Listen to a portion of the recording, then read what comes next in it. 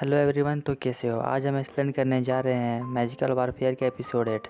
और जो लोग हमारे चैनल पर नए हैं तो प्लीज़ चैनल को सब्सक्राइब कर दें। अब चलते हैं एक्सप्लेनेशन की ओर।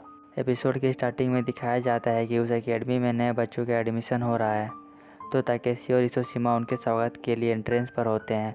तभी वहाँ पर ईडा आता है। वह अपने साथ अपनी छोटी बहन को लाता है जिसका नाम फुताबा होता है। ईडा फुताबा को बताता है, ये मेरे दोस्त हैं और इसका नाम ताकेशी और ये ओल्ड लेडी इसोशिमा है। इसोशिमा गुस्से से कहती है, तुम ओल्ड किसे बोल रहे हो।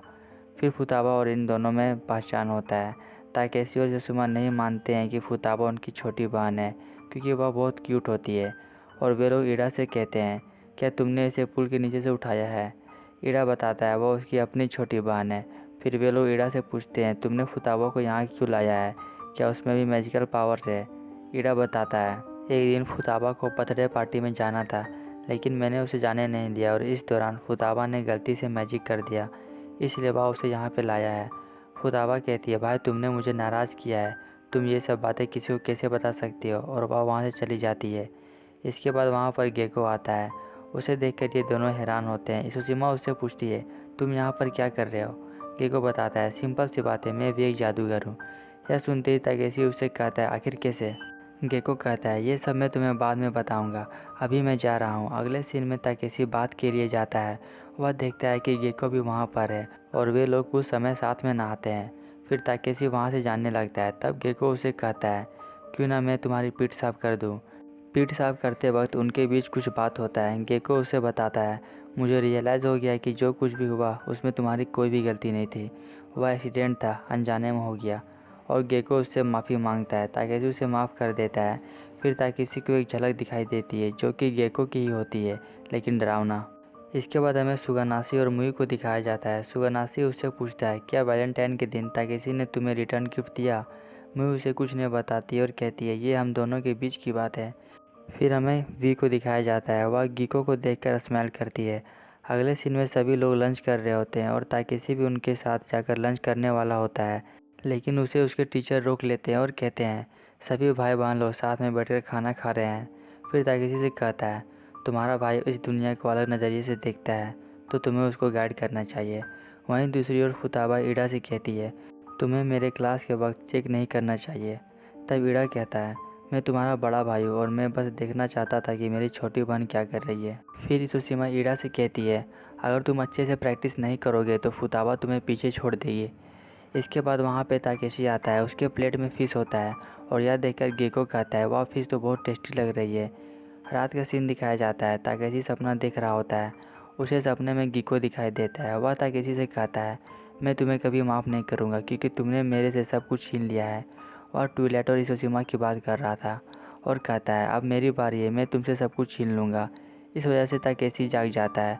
उसके सामने किपी होता है। फिर ताकेशी अपना तलवार उठाता है। तब किपी कहता है, शांत हो जाओ, मैं तुमसे बात करना चाहता हूँ। अगर मुझे तुम्हें मारना होता तो मैं तुम्हें पहले ही मार चुका होता। ताकेशी उससे पूछता है, बात क्या है। फिर किपी कहता है, शायद ये तुमने अपने क्लास में पढ़ा होगा, लेकिन जो मैं बताने जा रहा हूँ वह थोड़ा डिफरेंट है। किपी बताता है, 8th सेंचुरी की बात है ये। कुछ जादूगर दूसरे जादूगरों को अपने नीचे रखना चाहते थे और उसका नाम विजार्ड ब्रेस है। कुछ लोग विजार्ड ब्रेस के लोगों से माफ़ी मांगते हैं और कहते हैं, आगे से वे लोग जादू नहीं करेंगे। तब वह विजार्ड ब्रेस का मेंबर कहता है, जादू एक खास चीज़ है जो कि भगवान के द्वारा दिया गया है और उनको मार देता है। यह सुनकर ताकेशी हैरान था। फिर हमें पता चलता है कि वे लोग अपने से छोटे जादूगरों को मार रहे थे। ताकेशी ये सब नहीं मानता है। तब किपी कहता है, खैर जो भी हो, तुमने काजुमा का नाम तो सुना ही होगा।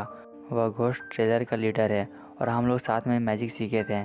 एक दिन काजुमा अपने क्लास में था। फिर वहाँ पे ये दोनों आते हैं। वे लोग काजुमा से पूछते हैं, क्या तुम्हें विजार्ड ब्रेस की तरफ से इनविटेशन आया है। मैं बता दूं कि काजुमा मैजिक में बहुत अच्छा था, इसलिए विजार्ड ब्रेस ने उसे चुनने का फैसला लिया। काजुमा हाँ कहता है और उसका साथी कहता है, अगर मुझे उस ग्रुप में जाने को मिले तो मैं चला जाता। तो काजुमा अपनी बात रखता है। वह विजार्ड ब्रेस में नहीं जाएगा क्योंकि उसको लगता है कि वे लोग उसका गलत इस्तेमाल करेंगे और कहता है, ये मेरा जादू है और मैं डिसाइड करूँगा कि मुझे क्या करना चाहिए। फिर उसके सामने एक आदमी आता है जो कि विजार्ड ब्रेस ज्वाइन करने को कहता है। तब काजुमा कहता है, मैं मर जाऊंगा लेकिन तुम्हारा ग्रुप ज्वाइन नहीं करूंगा। फिर वह अपने लैपटॉप में दिखाता है, उसने काजुमा के पेरेंट्स को पकड़ रखा था और कहता है, तुम्हारे पेरेंट्स भी यही चाहते हैं कि तुम विजार्ड ब्रेस ज्वाइन करो। और उनके बच्चे होने के नाते तुम्हें उनका विश पूरा करना चाहिए। काजुमा गुस्से में कहता है, मेरे पेरेंट्स को अभी छोड़ो।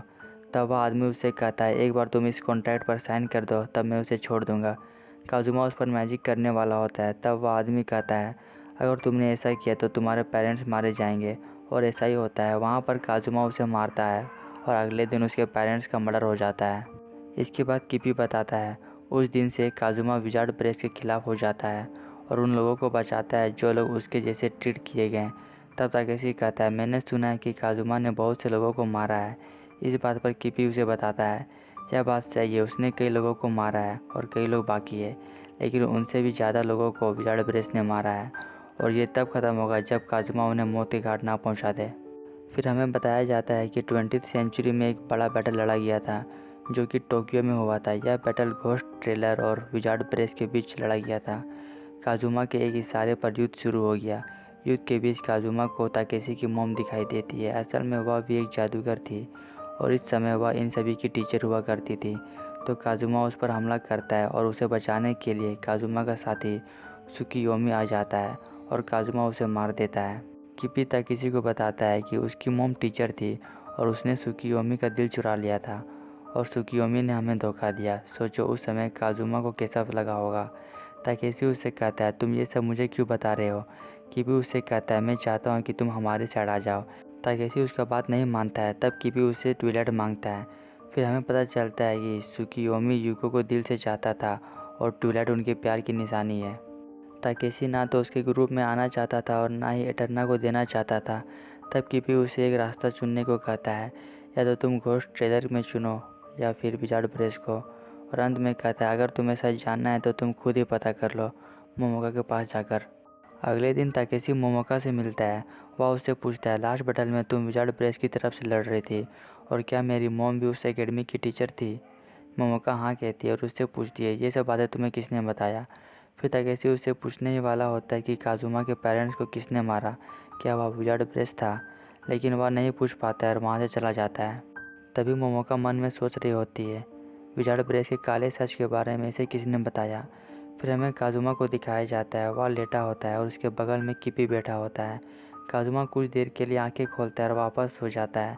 किपी को यह बात पता चलता है। वह वी को बुलाता है। वी उसे बताती है, मेरे अनुसार काजुमा आज नहीं जागेगा, वह 15 जून को जागेगा। इसी के साथ यह एपिसोड यहीं पे ख़त्म हो जाता है। नेक्स्ट एपिसोड देखने के लिए कमेंट करें। मिलते हैं नेक्स्ट एपिसोड में।